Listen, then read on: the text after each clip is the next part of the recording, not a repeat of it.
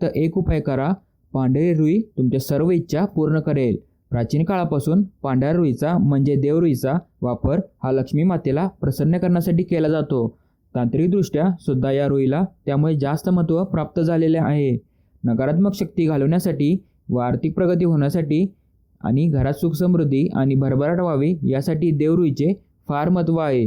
आणि या पांढऱ्या रुईचा म्हणजेच देवरुईचा योग्य पद्धतीने उपाय केला तर गरिबी दूर होऊन माणूस करोडपती बनू शकतो। आणि हा उपाय कसा करायचा, केव्हा करायचा हे मी तुम्हाला सांगणार आहे।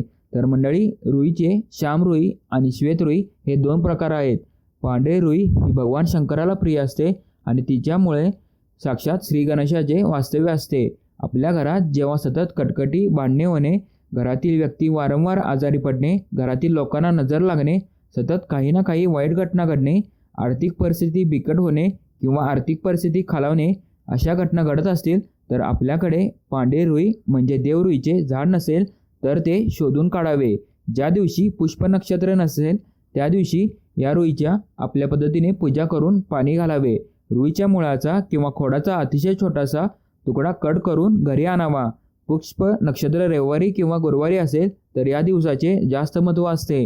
हे सर्व पुष्प नक्षत्राच्या अगोदरच्या दिवशी म्हणजे गोरज मुहूर्त म्हणजे साधारणतः सूर्य मावळण्यापूर्वी करावे व देवरुईचा हा तुकडा व्यवस्थित नवीन कपड्यात गुंडाळून आणावा आणि दुसऱ्या दिवशी लवकर स्नान करून देवघरामध्ये हा तुकडा उघडा करून श्रद्धेने म्हणजे मनापासून पूजा करावी।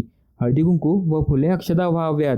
त्यानंतर 5 मिनिटे मांडी घालून शांत बसावे व डोळे झाकून श्री गणेशाची प्रतिमा आपल्या डोळ्यासमोर आणावी आणि आपल्या मनात जी काही इच्छा असेल ती व्यक्त करावी। मंडळी, काही दिवसातच तुम्हाला चमत्कार घडावा अशा घटना घडताना दिसतील। मंडळी, हा खूप सोपा उपाय आहे। यामध्ये कुठल्याही प्रकारची अंधश्रद्धा नसून हा श्रद्धेचाच विषय आहे। पांढऱ्या रुईमुळे नकारात्मक ऊर्जा नाहीशी होते आणि चांगल्या गोष्टी घडायला लागतात।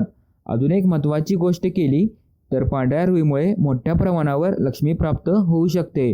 ती म्हणजे घराच्या परिसरामध्ये अगदी दारासमोर नको अशा ठिकाणी पांढऱ्या रुईचे झाड लावावे व नेहमी पूजा अर्चना करून पाणी घालावे। पुष्प नक्षत्राच्या वेळी मात्र हळदी कुंकू व अक्षता फुले वाहून अगरबत्ती लावावी व त्यामुळे घरात कायमस्वरूपी आनंदी वातावरण राहते आणि घरात सुखसमृद्धी नांदते।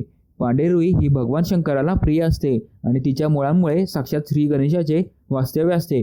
पांढऱ्या रुईचा उपयोग हा फक्त धनप्राप्तीसाठी किंवा गरिबी दूर करण्यासाठीच होतो असे नाही, तर तुमच्या मनात असलेली कोणतीही इच्छा पूर्ण होऊ शकते। त्यासाठी श्रद्धेने काही विधी मनापासून करावे लागतात। मंडळी, तुम्हाला शक्य असेल तर हा उपाय करून बघा आणि व्हिडिओ जर आपल्याला आवडला असेल तर नक्की लाईक करा, शेअर करा आणि पेजला फॉलोसुद्धा करा। धन्यवाद।